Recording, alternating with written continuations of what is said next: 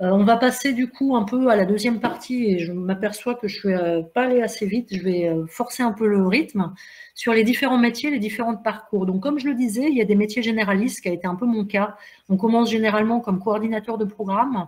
Après quelques années, on devient chef de mission, c'est-à-dire qu'on gère une mission, des programmes et du staff dans un pays.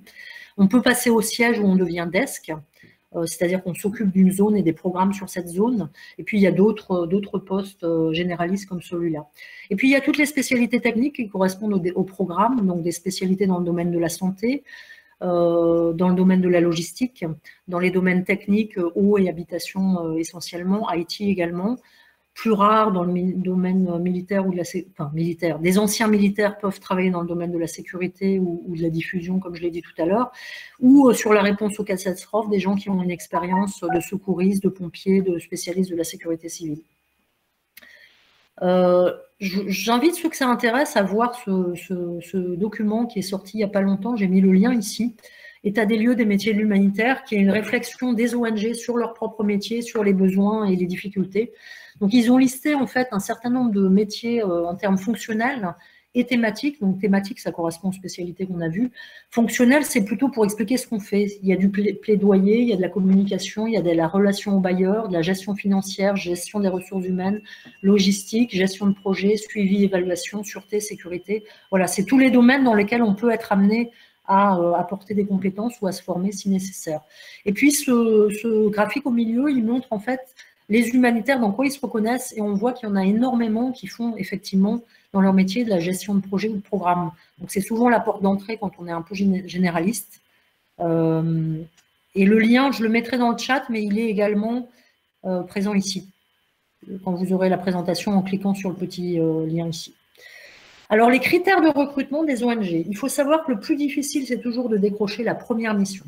Quand on a une première mission, c'est bien passé, on passe assez facilement aux suivantes. Il y a des hauts et des bas, parce que le milieu humanitaire a des hauts et des bas. Il y a des grosses crises où on recrute beaucoup, et puis d'autres moments où on va plus utiliser le staff existant. On est toujours en volontaire ou en CDD, hein, donc mission de 1 an, c'est assez rare d'être en CDI. Il y a quelques ONG qui le font, mais c'est pas la règle. Donc, la première mission, les critères de recrutement, là, je mets ceux qui étaient ceux de la Croix-Rouge française. Il y en a des plus difficiles, il y en a des plus faciles, mais c'est un peu pour donner un curseur. À l'époque, moi, j'ai 50 ans, donc c'était il y a 25 ans, c'était bac plus 2. Aujourd'hui, je dirais que c'est facilement bac plus 4 ou 5. Dans une discipline considérée comme utile, si possible, donc celle qu'on a vue tout à l'heure. L'anglais courant est obligatoire, hein. Même si on a de temps en temps des postes dans des zones francophones, il faut pouvoir vous envoyer dans un autre pays, et même dans une zone francophone, vous devez pouvoir interagir avec des interlocuteurs humanitaires ou autres qui ne parlent pas forcément français. Donc c'est important. Les autres langues sont des plus, c'est certain.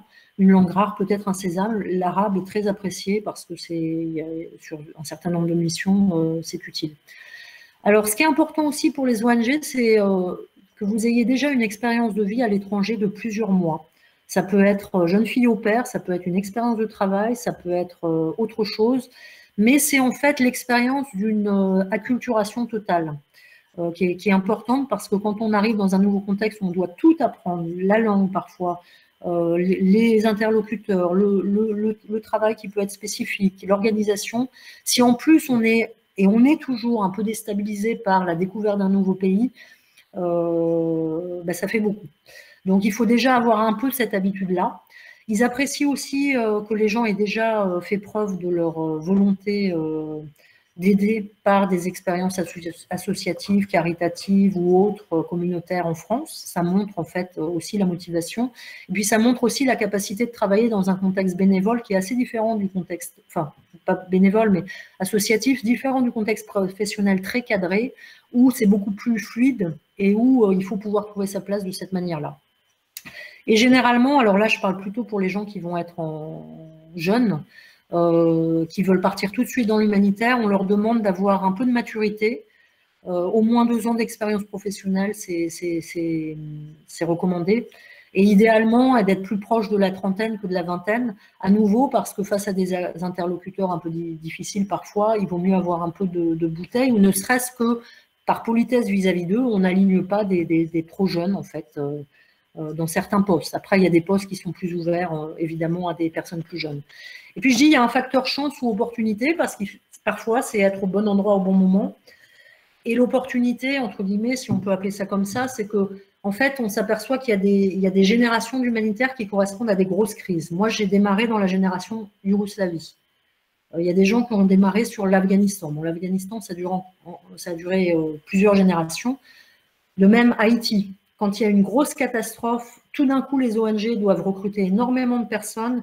Ils ont des gens expérimentés qui sont déjà en poste, ils vont parfois les chercher, mais ils vont devoir faire rentrer des nouveaux. Donc, c'est souvent à ces moments-là qu'on a la chance de rentrer dans une nouvelle mission. J'ai fait le tour de quelques amis via un groupe Facebook là, ces derniers jours pour voir un peu quels étaient les profils et les parcours. Et je ne vais pas les voir tous en détail ici, mais c'est intéressant de voir qu'il y a vraiment des gens qui ont des profils extrêmement différents. Je vois employés de banque, informatiques, journalistes, électroniciens, et qui vont à un moment donné passer dans l'humanitaire et à un autre moment repasser dans la vie normale. Et donc, vraiment, ces virages dans les parcours sont assez courants parce qu'on fait rarement de l'humanitaire pendant 30 ou 40 ans. Et puis,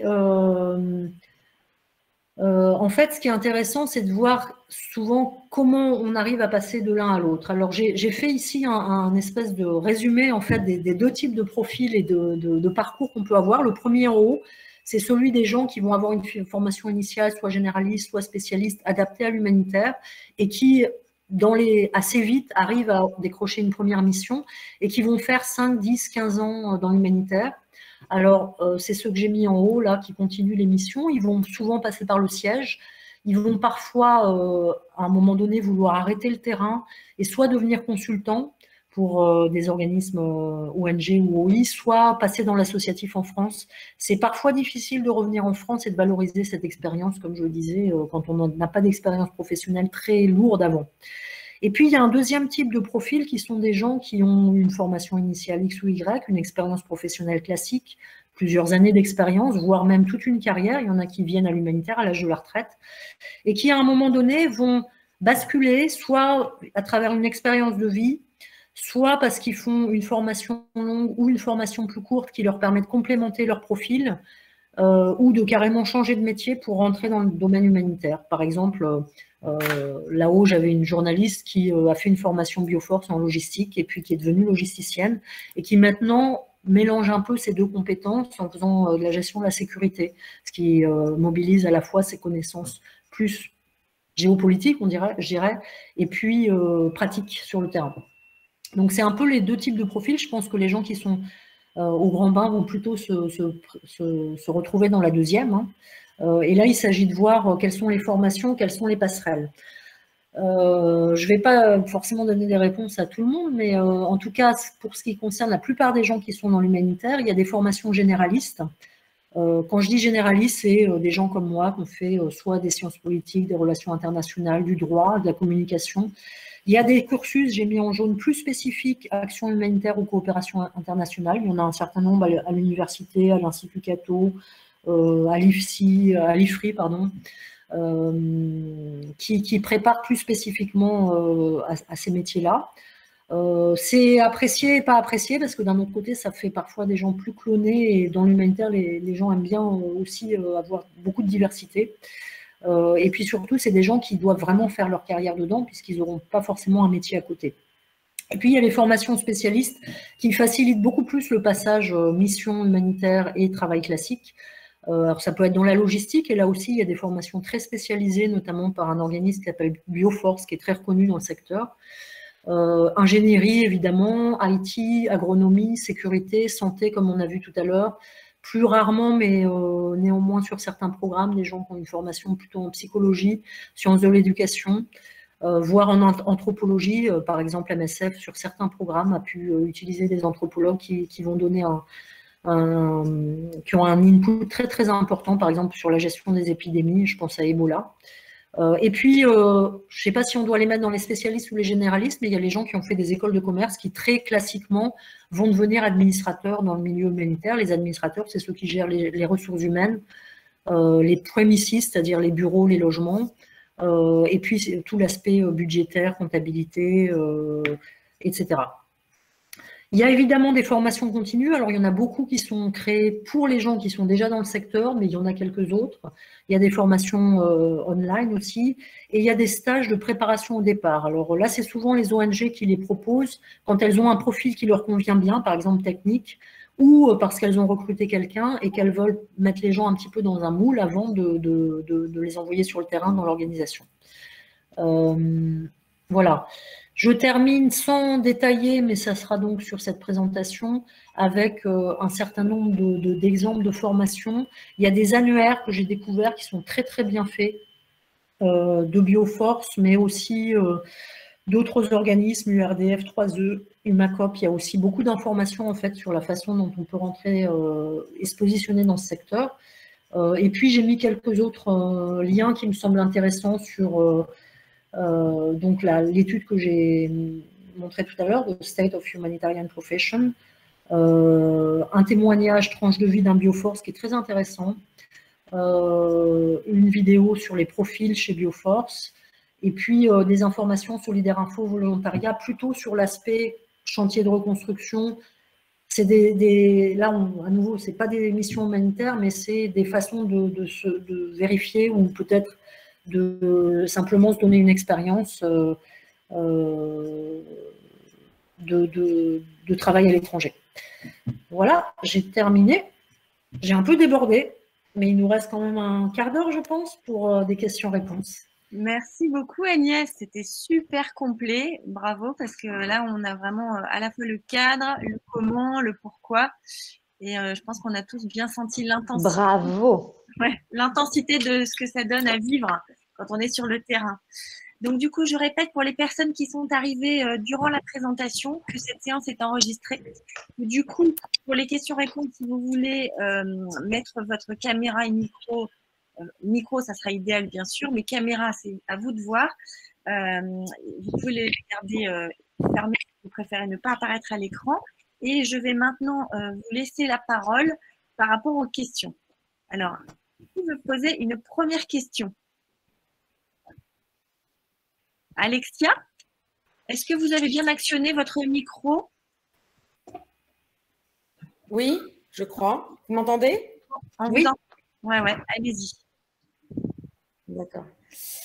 Tout d'abord, merci beaucoup Agnès pour avoir partagé votre expérience qui avait l'air exaltante, ainsi que toutes les informations qui allaient avec. Maintenant, si on parle, parce que là on a parlé essentiellement d'humanitaire à l'international, si on parle de local, d'humanitaire local, comment est-ce que vous voyez ça sans partir donc à l'étranger? Est-ce qu'il est difficile de rentrer dans une organisation sans forcément avoir un métier spécifique, que ce soit médecin, des choses comme ça? Quel est votre point de vue? Parce qu'en fait, vous êtes rentré. Si vous n'avez pas continué complètement à 100% dans cette voie-là, c'est qu'il doit y avoir des raisons, puisque vous faites vous combinez en fait deux jobs. Donc, est-ce que ça veut dire que c'est fermé, que c'est, je sais pas, compliqué? Est-ce que, voilà, quel est votre sentiment par rapport à ça? Alors, en ce qui me concerne, en fait, j'aurais dû en réalité rentrer au siège de la Croix-Rouge française et continuer à travailler à la communication. Ça a été un choix qui est un choix personnel, qui a été difficile à vrai dire, parce que c'est difficile de quitter la Croix-Rouge, mais qui est aussi lié à un élément, je dirais, un peu structurel quand même. Dans l'associatif, il y a des postes à tous les niveaux, communication, comptabilité, ressources humaines, ou dans les métiers spécifiques qui sont, pour ce qui est de la Croix-Rouge, dans le milieu sanitaire, social, etc. Le fait est que lorsque je suis rentrée à la Croix-Rouge, j'étais célibataire. J'avais un salaire que je jugerais correct dans le milieu associatif. Quand je suis revenue, j'avais 2 enfants. Et pour vivre à Paris avec 2 enfants, les besoins sont différents. Et j'aurais pu sans doute le faire en faisant avec des privations peut-être compliquées pour moi. Et j'ai fait le choix de basculer sur une région qui apportait une certaine qualité de vie à mes enfants. Mais c'est absolument possible, évidemment, de travailler au siège des organisations. C'est plus souvent à Paris, il y en a très très peu en région. C'est plutôt ça, je dirais, qui compte aussi. Après, vous avez des antennes dans toutes les villes. Vous avez malgré tout des antennes dans toutes les villes. Donc, est-ce que c'est pyramidal et qu'il faut passer par Paris pour redescendre sur les régions ou... Alors, en fait, pour ce qui concerne la Croix-Rouge française, il y a effectivement des délégations départementales et locales, je ne sais pas combien, mais c'est peut-être plus de 1500.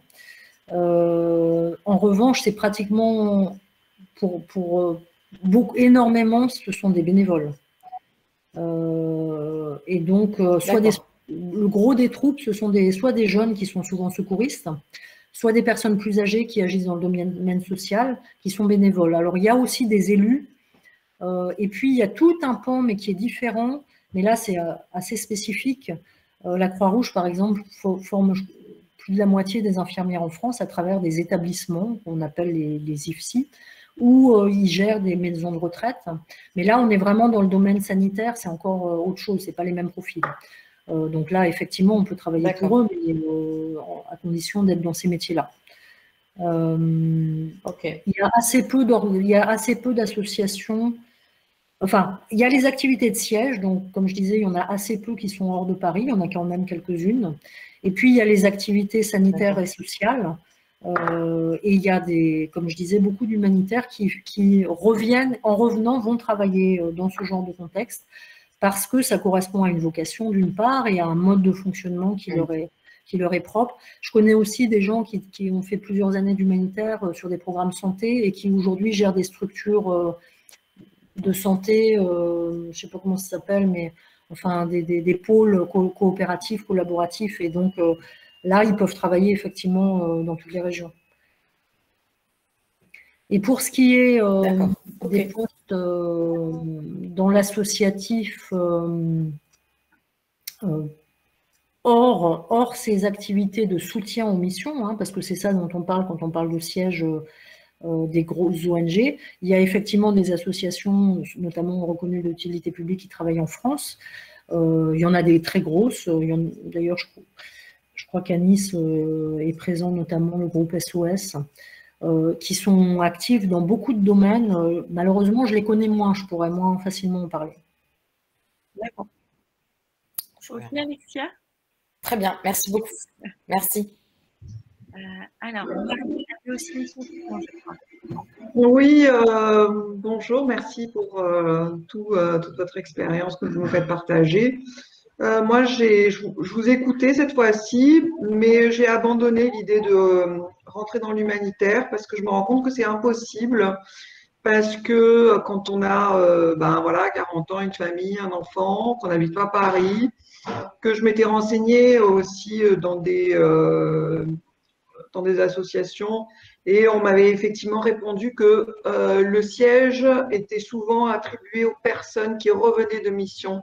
C'est-à-dire que d'abord, on part en mission, on part à l'étranger, on apprend ce que c'est que l'humanitaire, et pour ceux qui le souhaitent, quand ils rentrent, parce que les places, il n'y en a pas beaucoup, finalement, un poste leur est donné au siège. Donc, si on n'a pas fait d'expérience à l'étranger en humanitaire, si on n'habite pas Paris, en gros, c'est plus possible, quoi. Alors, vous mettez effectivement en évidence un certain nombre de blocages et de contraintes. Le premier étant, enfin, avec une famille, très difficile de partir. On voit plus souvent des gens qui, installés dans un autre pays, vont créer une activité ou s'acoquiner avec une ONG existante sur place, locale. Parce que très souvent, les organisations en plus internationales, elles ne recrutent pas sur place. Elles vont recruter et envoyer à droite à gauche. Par contre, parfois, par exemple au Cambodge, il y a quelques grosses associations qui sont connues sur la place parce que ça fait des années qu'elles sont là, elles ne sont que là et elles sont susceptibles de recruter localement. Mais globalement, ça va être difficile de partir en famille. C'est la raison pour laquelle souvent, c'est soit des jeunes qui partent, des gens plus jeunes, moins de 30 ans, je dirais, mais qui n'ont pas encore une famille, soit des personnes qui, au contraire, dont les enfants sont grands. Pour ce qui est des sièges, Ce que vous dites est juste, en tout cas pour ce qui concerne les activités de soutien aux missions. Ce qu'on appelle le desk dans les directions internationales des ONG. Ce qu'on appelle le desk, c'est celui qui va faire le lien entre la gestion du terrain et les bailleurs de fonds, notamment institutionnels, ou la communication pour ce qui est du grand public. Et là, c'est vrai que, en fait, l'expérience du terrain est aussi très importante. Et du coup, à part quelques jeunes stagiaires qui viennent en assistance de ces desks, la plupart du temps, les positions de desk sont occupées par des gens de terrain. Ouais. Et les places sont chères, effectivement, parce qu'il y a quand même des gens qui rentrent à un moment. En revanche, je ne suis pas tout à fait d'accord au sens où il y a aussi beaucoup de fonctions qui sont occupées, alors des fonctions peut-être plus classiques, mais qui sont occupées par des gens qui ne sont jamais partis. Ça peut être vrai dans les ressources humaines, ça peut être vrai à la communication, ça peut être vrai à la comptabilité, des choses comme ça. Et là, il y a vraiment des gens qui ont travaillé toute leur vie dans une association sans être jamais partis. D'accord. Et du coup, pardon, je rebondis sur ce que vous disiez toutes les deux. Est-ce qu'il est donc recommandé de faire, si on part sur du local, de faire du bénévolat pour pousser un peu la porte, acquérir un peu d'expérience et ensuite avoir un job, quoi. Est-ce que vous pensez que c'est un plus de faire ça? Très clairement, c'est toujours un plus. D'abord parce que ça sera valorisé au recrutement. Et ensuite, parce que comme dans tout le reste, hein, ça permet de se faire un réseau, de connaître des gens. Dans ces milieux-là, les gens sont souvent pour les bénévoles sur différentes associations, etc. Alors, c'est un plus, il n'y a aucun doute. Est-ce que c'est une condition suffisante qui permet de s'assurer de se faire une place? On ne peut pas le dire. Parce que bien sûr. Il y a beaucoup plus de fonctions bénévoles que de postes salariés qui sont parfois chers. Il peut y avoir d'ailleurs, hein, ça existe aussi dans les associations, des ambiances pas très sympathiques où du coup les gens sont jaloux de perspectives X ou Y et vont voir d'un mauvais œil des nouveaux entrants qui pourraient briguer telle ou telle position s'il n'y en a qu'une pour 10 000 bénévoles. Bon, donc ça n'est pas un sésame, mais c'est évident que c'est un plus. C'est même presque indispensable. Okay. Sauf à arriver avec une spécialité technique recherchée, ça sera absolument demandé. Alors, merci. Pendant la présentation, 2 questions sont arrivées sur le chat. Donc Magali, pendant la présentation où Agnès, tu expliquais que vous deviez, lors d'une certaine mission, avoir toujours un expatrié par véhicule. Oui, j'ai vu la question. Alors, je vais retourner dans le contexte pour essayer de vous expliquer. Quel était le sens de ce protocole? Voilà, le sens de ce protocole. Dans un contexte de guerre, la gestion de la sécurité, c'est presque l'essentiel de notre savoir-faire. C'est-à-dire que pour pouvoir envoyer des équipes, moi je me rappelle, on avait des gens qui partaient le samedi matin, on avait une quinzaine d'équipes qui partaient. Quand je dis équipe, c'était un véhicule avec 2-3 personnes dedans et qui rentraient le jeudi soir. Si on veut pouvoir travailler, il faut gérer la sécurité. Et donc, dans toutes les missions, il y a des règles il y a un savoir-faire qui s'est développé autour de ça. Il y a des règles très strictes qui dépendent de l'analyse qui est faite de la situation sécuritaire. On signe les règles de sécurité en arrivant. Et si on est pris à les violer, il y a une règle qui s'appelle 24-20. 24 heures pour faire vos bagages, 20 kilos. Vous quittez la mission. C'est vraiment pris au sérieux. Alors, ça, c'est pour dire comment ça fonctionne. Après, les règles elles-mêmes, elles sont spécifiques à chaque mission.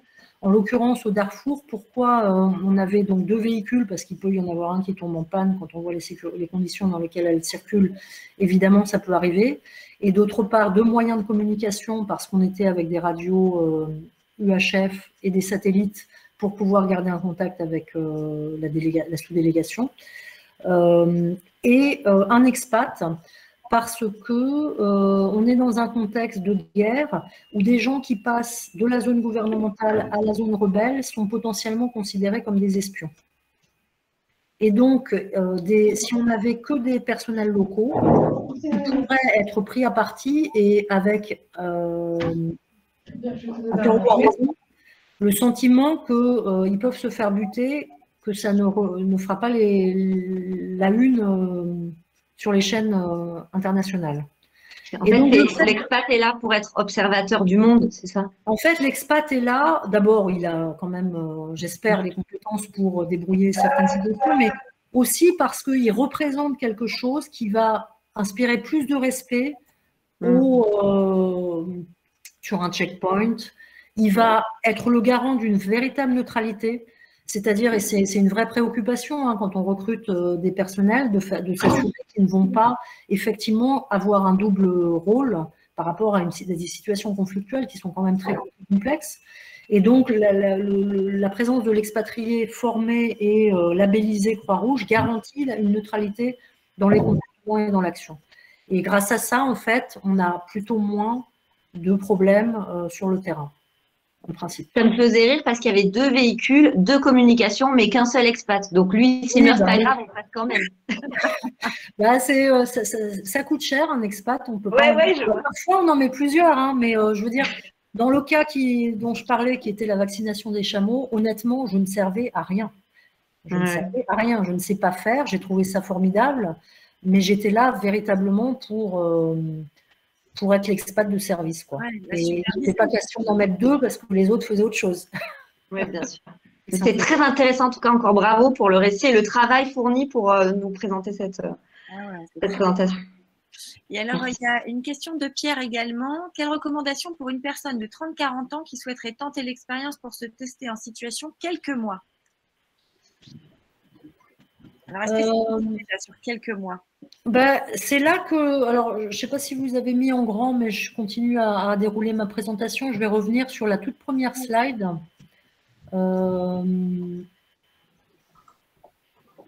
Qui est là-haut, je y arrive.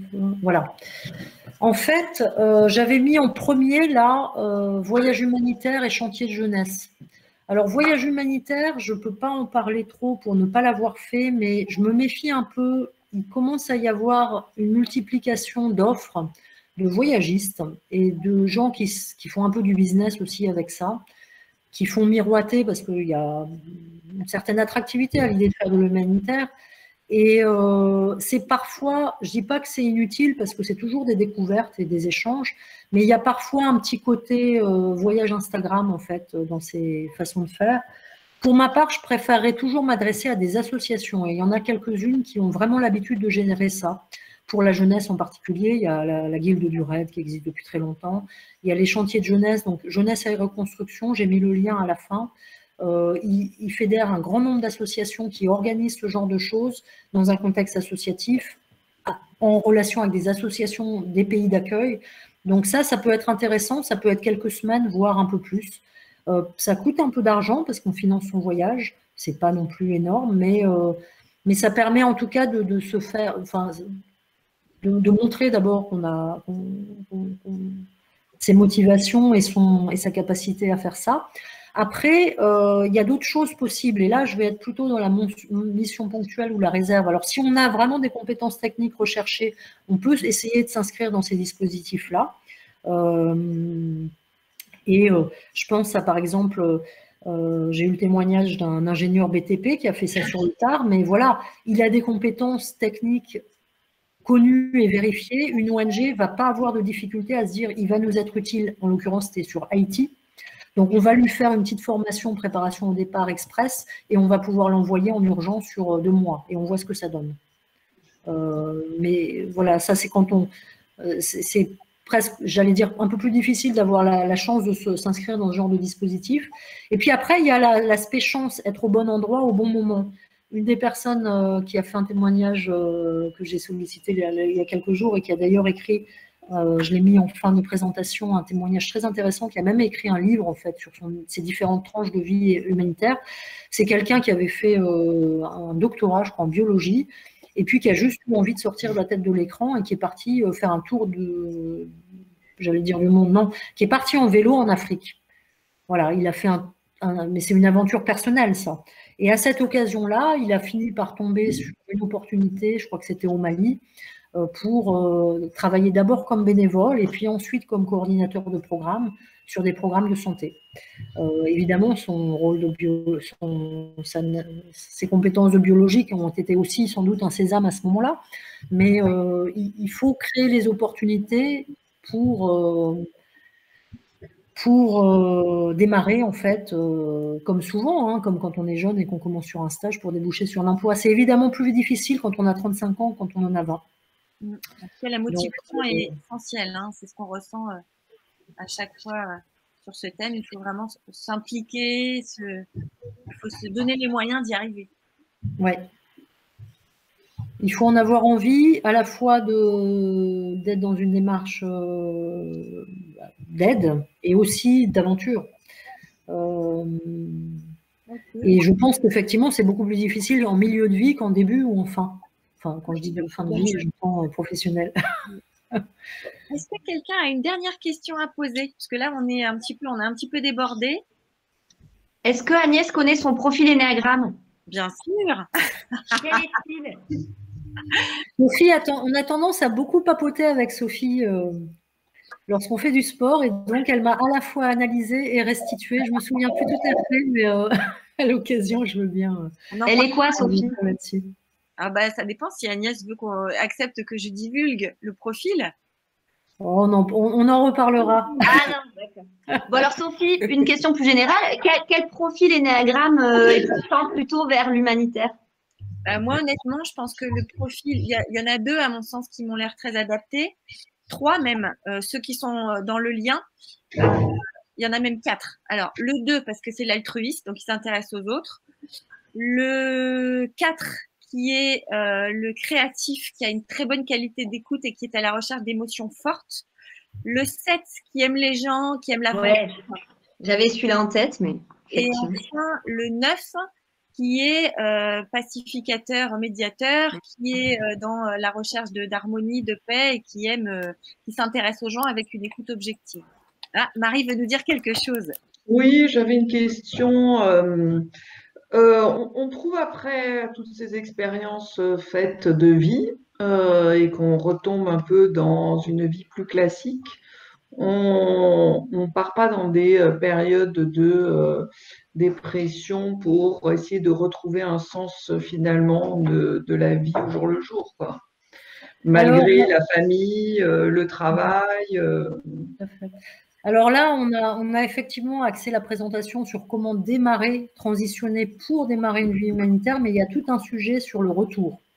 Et effectivement, il y a une première difficulté qui est liée au fait que l'expérience humanitaire n'est pas comprise et valorisée en France, contrairement à d'autres pays. Bon, ça c'est un premier point, mais qui peut être surmonté quand on a quand même des études ou une expérience préalable qui permettent quand même d'accéder à un entretien et de l'expliquer. Là, ça peut être valorisé.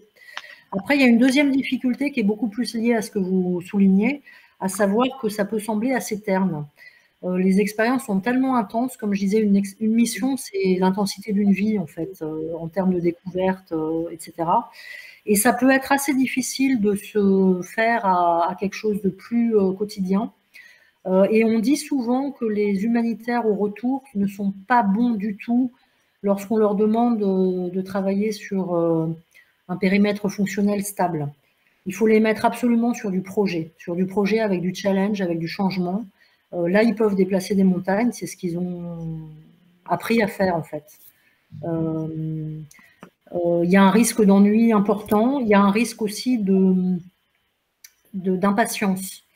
Moi, j'ai ce souvenir pour avoir fait plusieurs retours au siège en fait entre 2 missions, parce que pour des raisons particulières, je suis revenue m'occuper soit du web, soit donner un coup de main aux ressources humaines, etc.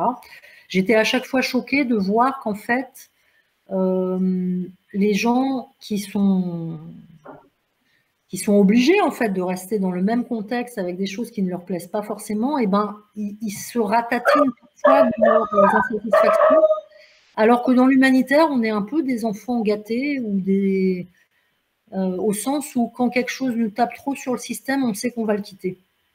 Les missions d'1 an ont cet avantage-là, même quand un pays est insupportable à cause de la corruption, et ben on va partir au bout d'1 an et on va découvrir un autre pays qui va être insupportable à cause des restrictions de vie ou que sais-je. Mais le temps que ça nous tape sur le système, ça va prendre 3 ou 6 mois. Et du coup, on n'est pas amené à complètement se faire à des choses qui nous diminuent dans notre envie de vivre et d'être. Alors que tout le monde le connaît dans la vie de bureau, la petite inimitié qu'on a avec le voisin ou la petite guerre de territoire avec le collègue, et ben parfois c'est des guerres de tranchées qui durent des années. Et quand on revient de l'humanitaire, on a du mal aussi à se faire à ça. Ok, merci beaucoup Agnès. C'est bon, vous aviez une dernière question? C'est bon? Parfait. Bah, écoutez, mille merci à tous. Merci beaucoup Agnès, bravo. Merci beaucoup. Merci. Bravo. Ça donne envie, bravo, Merci, bravo. super. Ouais, ça nous donne vraiment un Ouais. éclairage très précis et hyper intéressant et qui fait envie. Malgré toutes les contraintes, je pense que là, cette notion d'intensité et d'aide, c'est vraiment top. Et bravo d'avoir fait tout ça. C'est extra. Merci, mais je crois que c'est vraiment ce qu'il faut retenir. Il faut s'attendre à ces contraintes et difficultés, mais il y a vraiment, c'est merveilleux, quoi. L'intensité de l'expérience, des échanges qu'on peut avoir dans ce contexte-là, la façon dont, comme on le dit, les voyages élargissent les horizons, mais en particulier dans ces contextes où on est vraiment mis dans une altérité complète par rapport à ce qu'on peut connaître, quoi. Merci encore Agnès. Je vous encourage tous, en tout cas, à continuer vos recherches pour fabriquer la vie qui vous ira bien.